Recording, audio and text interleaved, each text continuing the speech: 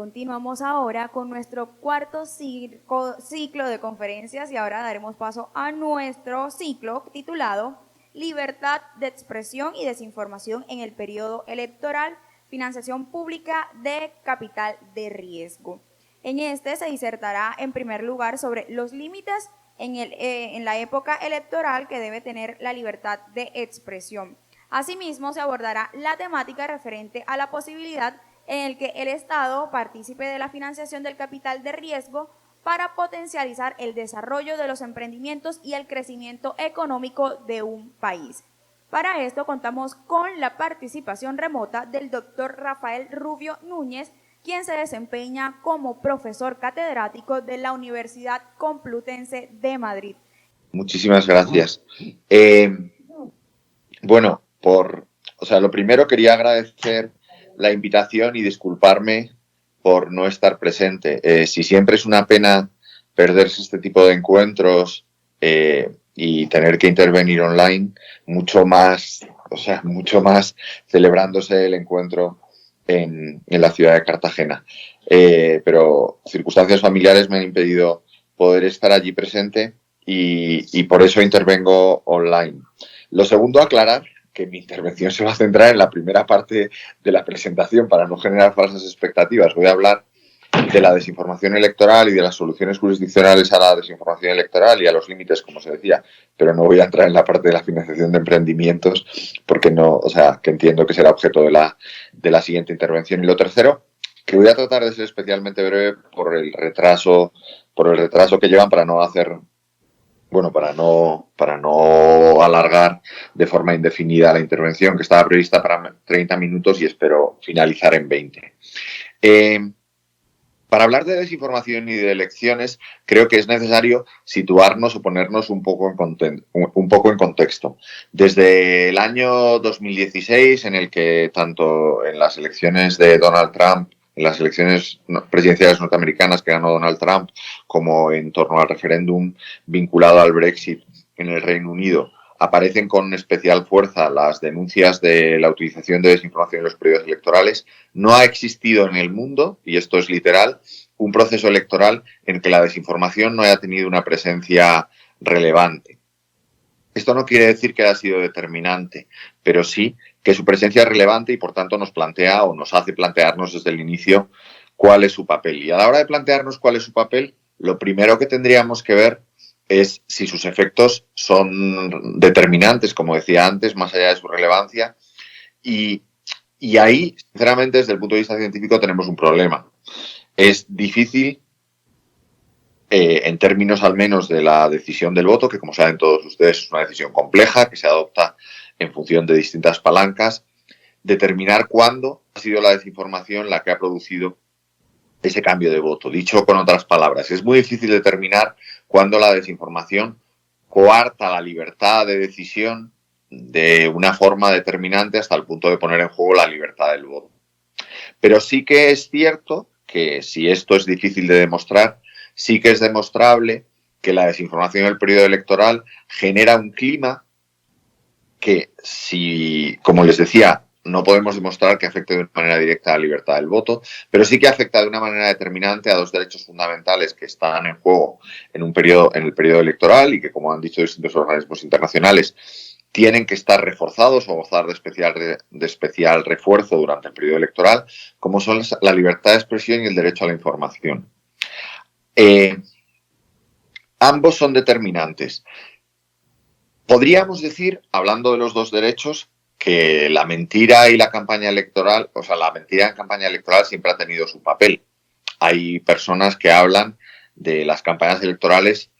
como un género literario propio, un género literario en el que se establecen una serie de códigos por los cuales los votantes entienden que las promesas, las denuncias, las críticas, el contenido general de las campañas electorales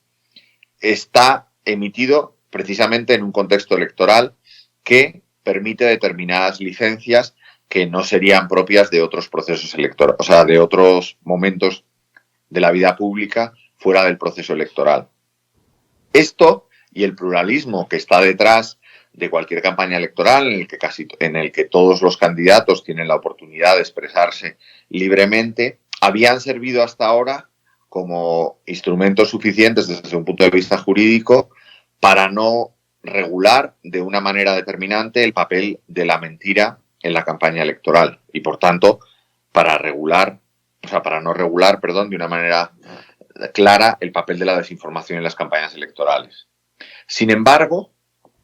estamos ante uno de esos casos donde las modificaciones cuantitativas, el volumen de desinformación que cabe en una campaña electoral como consecuencia de la tecnología, ha generado modificaciones cualitativas, alterando, en mi opinión, y esto es relevante, la propia naturaleza de la campaña electoral. Y esto es clave. Si las campañas electorales eran de alguna manera entendidas como monólogos intermediados por los medios de comunicación, donde los únicos actores relevantes eran los candidatos y los medios como intermediarios para hacer llegar su mensaje a los ciudadanos, hoy en día las campañas se conciben como una enorme conversación en la que partidos y medios han perdido el monopolio de la información para dar paso, en la propia lógica de la campaña, a otros actores que acaban teniendo un papel relevante. Es el papel de los influencers, es el papel de los propios ciudadanos, que hoy en día, cuando conversan entre sí sobre materias electorales, tienen la oportunidad de hacerlo de una manera semipública, a través de las plataformas sociales, y por tanto tienen la capacidad, muchos de ellos, de influir de una manera determinante en sus círculos de confianza, que en determinados casos superan volúmenes de audiencias de los medios de comunicación. Estamos hablando de influencers con más de 1 millón de seguidores que pueden hacer públicas sus preferencias políticas sin necesidad de recibir ningún pago a cambio y que de alguna manera se convierten en actores electorales de una manera determinante, lo que acaba condicionando la respuesta jurídica. Es en ese contexto en el que se centra la desinformación electoral, en un cambio de naturaleza de los procesos electorales que requieren de una mirada legislativa mucho más amplia, de una mirada legislativa en la que cambien los actores, ampliándose de una manera amplia, en la que cambien los tiempos, prescindiendo, en mi opinión, de determinadas limitaciones como el periodo de veda o la publicación de encuestas durante unos periodos de tiempo. Cambian también los canales en los que se desarrollan las campañas electorales y, como decía inicialmente, cambia, por tanto, la naturaleza de todo el proceso electoral. En ese contexto aparecen una serie de disfunciones informativas que van más allá de la desinformación, pero que abarcan la desinformación, que pueden alterar el contexto informativo en el que se desarrolla la campaña, alterando, por un lado, el derecho a la información, ya que puede causar que la información que reciben los votantes, con las que deciden su voto, que como decíamos es determinante, esté condicionada, alterada o sea falsa, o la libertad de expresión, cuando en determinados casos, ya sean los organismos electorales, ya sean las propias plataformas, que hoy en día están actuando, de hecho, como auténticos organismos electorales con mucha más fuerza que los propios organismos electorales, y esto en mi opinión es un defecto generalizado al que hay que poner coto, condicionen de una manera determinante la libertad de expresión de los actores electorales. La libertad de expresión de actores como el candidato presidencial Donald Trump, en ese momento presidente de los Estados Unidos, pero también la libertad de expresión de partidos, como el caso de España, en el que se cerró la cuenta de un partido político que ustedes conocerán,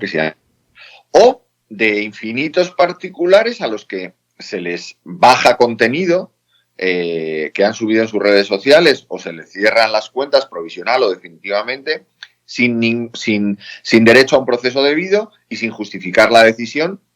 y además sin ningún tipo de acceso a la contradicción y, por último, normalmente a través de decisiones automatizadas. Por tanto, el combo es perfecto, ¿no? Las plataformas asumen un papel que no le corresponde de árbitros electorales, de verdaderos árbitros electorales, y toman decisiones sin respetar ninguno de los principios básicos para hacer justicia que, como digo, deberían estar reforzados en el proceso electoral. ¿Qué tipo de disfunciones informativas encontramos por esto de resumir? Pues podemos hablar de algunas habituales. En primer lugar, el uso de estrategias de segmentación para trasladar información de campaña a través de mecanismos habitualmente masivos y automatizados.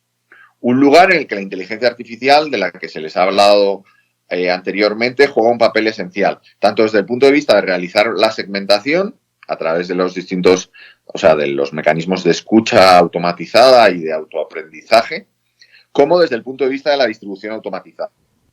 En ambos casos, la exposición del votante a información parcial puede ser tan condicionante que acabe alterando su percepción de la realidad y, por tanto, alterando su voluntad a la hora de decidir el voto. Si bien he dicho previamente que esto no estaba demostrado, desde un punto de vista científico, hasta dónde este condicionamiento de la libertad es realmente una supresión de la misma y, por tanto, una alteración de la voluntad, pero sí que está demostrado que la alteración, o sea, que la información parcial condiciona la voluntad,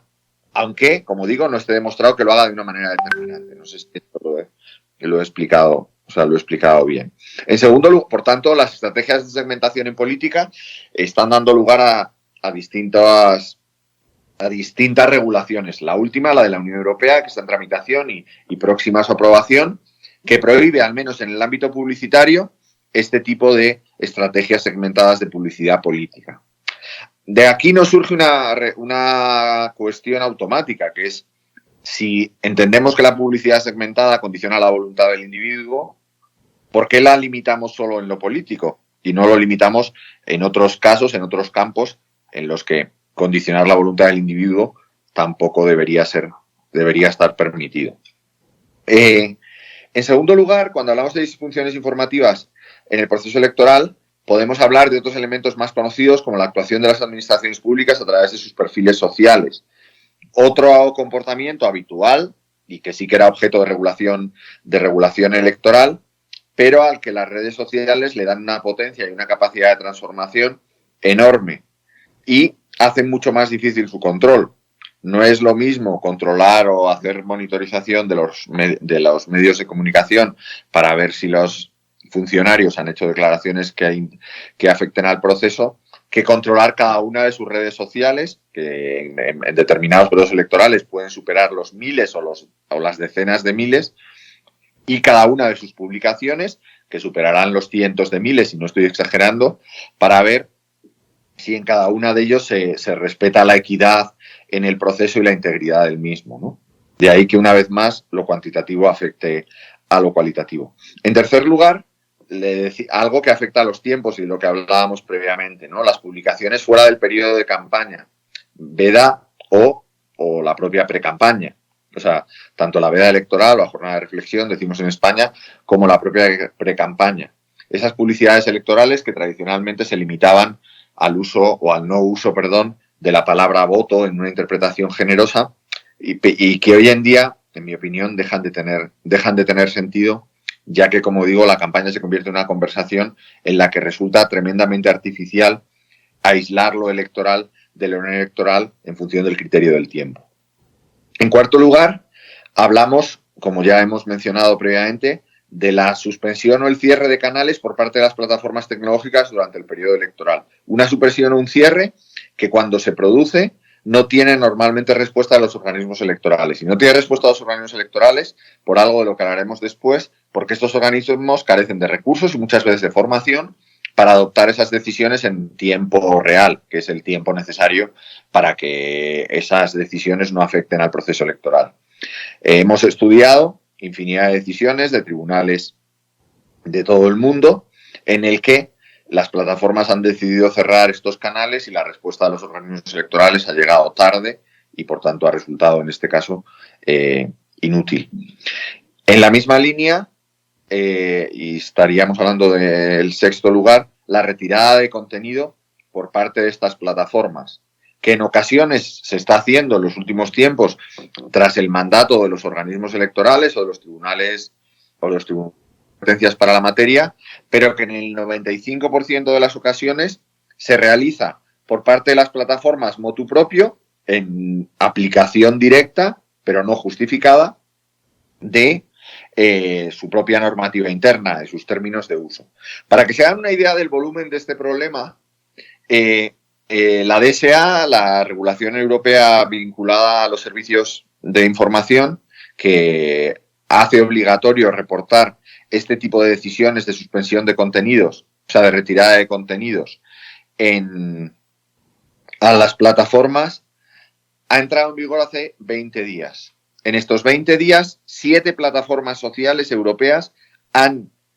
dado cuenta de más de, y no exagero, lo pueden comprobar en el enlace donde se puede ver en directo, más de 40 millones de retiradas de contenido. 40 millones de retiradas de contenidos cuya única justificación es una justificación automática de incumplimiento de las normas. En el mejor de los casos, explican en qué materia. Pues por violación de derechos de autor, por odio o por distintas materias. Pero estamos hablando de una cantidad inmanejable. 40 millones en 20 días, donde las plataformas en último término actúan de una manera, podríamos decir, unilateral y no sometidas a ningún tipo de control externo. En séptimo lugar, hablamos del uso de la violencia política en las redes, especialmente contra las mujeres, que también es un caso que se podía dar previamente, pero que con las redes sociales se ha amplificado de una manera determinante. Y por último, aunque la lista no esté cerrada, por decirlo de alguna manera, la intervención de terceros. Otro de los elementos a los que nos referíamos previamente, que también condiciona el entorno informativo de las elecciones y que tiene que ver con la intervención de terceros, ya sean influencers, ya sean potencias extranjeras, como se ha visto en procesos electorales recientes en la región y como se denunció de una manera bastante fehaciente, en mi opinión, en las últimas elecciones presidenciales colombianas, donde son terceros que no tienen en principio vinculación directa ni con las candidaturas ni con los candidatos, los que llevan a cabo intervenciones informativas que ponen en juego en principio la equidad electoral, pero que también pueden poner en juego la propia legitimidad del sistema o